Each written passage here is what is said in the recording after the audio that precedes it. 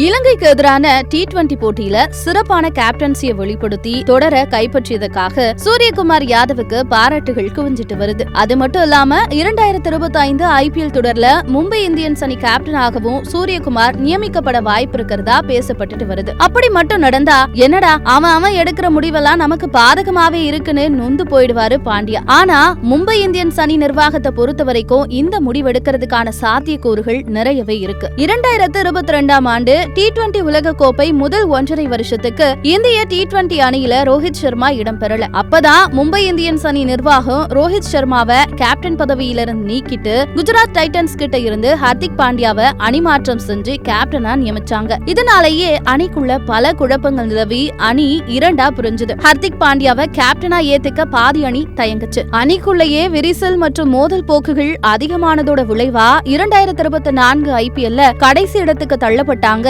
Mumbai Indians அணி. இந்த நிலையில தான் இந்திய T20 உலக கோப்பை போட்டியில ரோஹித் சர்மா கேப்டனா இருந்தாரு. அதோட ரோஹித் T20 போட்டிகளுக்கு முழுக்கு போட்டதுனால அப்போதைக்கு ஹர்திக் பாண்டியா தான் கேப்டன் அப்படிங்கிறது கிட்டத்தட்ட உறுதியாச்சு. ஆனா இப்ப T20 போட்டிகள்ல சிறப்பான கேப்டன்சி பண்ண சூரியகுமார் யாதவும் மும்பை இந்தியன்ஸ் அணில இருக்காரு. ஒன்னு சூரியகுமார கேப்டனா போடணும், அப்படியே பாண்டியா கேப்டனா தொடர்ந்தாலும் இந்திய அணியோட T20 கேப்டன் பின்னாடி கண்டிப்பா ஒரு குரூப் போகும். மேலும் T20 அணிக்கு கேப்டனா இருந்து இலங்கைக்கு எதிரான போட்டியில தோல்வியடைய இருந்த 3வது மேட்ச சூப்பர் ஓவர் வரைக்கும் கொண்டு போய் வெற்றியா மாத்தினதுனால இப்ப சூரியகுமார் ஸ்பாட்லைட்ல இருக்காரு. இதனால சூரியகுமார் யாதவ கேப்டனா போட்டாலும் போடலனாலும் ஹர்திக் பாண்டியா கம்பேக் கொடுக்க வேண்டிய கட்டாயத்துக்கு தள்ளப்பட்டிருக்காரு அப்படிங்கிறதுதான் யதார்த்த நிலவரமா இருக்கு.